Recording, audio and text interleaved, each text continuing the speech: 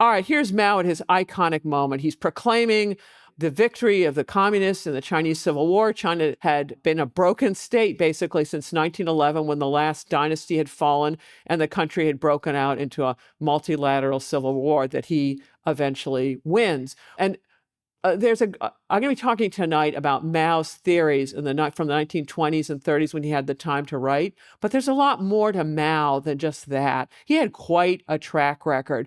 Once he won the Civil War, he imposed a social revolution. What's that?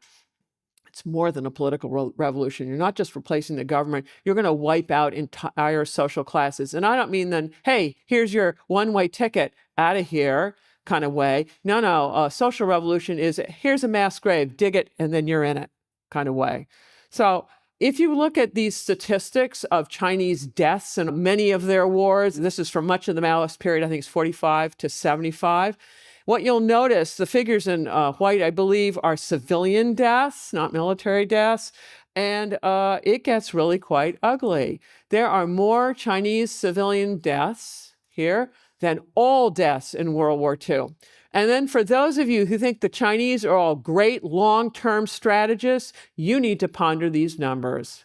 How is it possible to kill so many of your own? That's generally not a mark of good strategy. Moreover, most of them died during the Great Famine, which was the only nationwide famine in Chinese history. Why? Because it's not caused by the weather. It's caused by policies set in Beijing.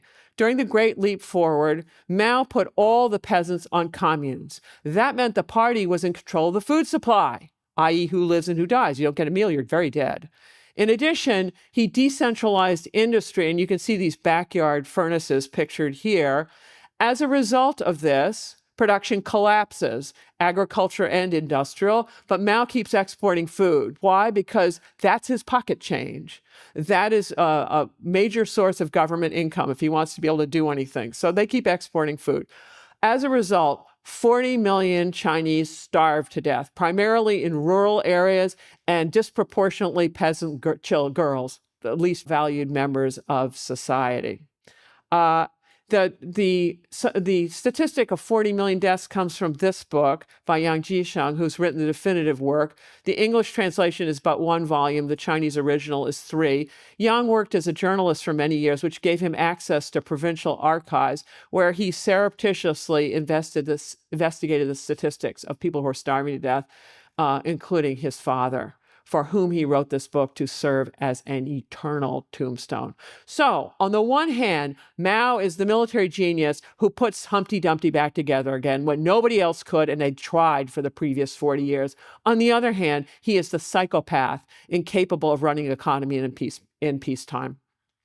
Yet, many Chinese revere him as a national hero. Why? Because in their minds, certainly of the Han, the preponderant group in China, one of the key things that their country should and must be is a great power.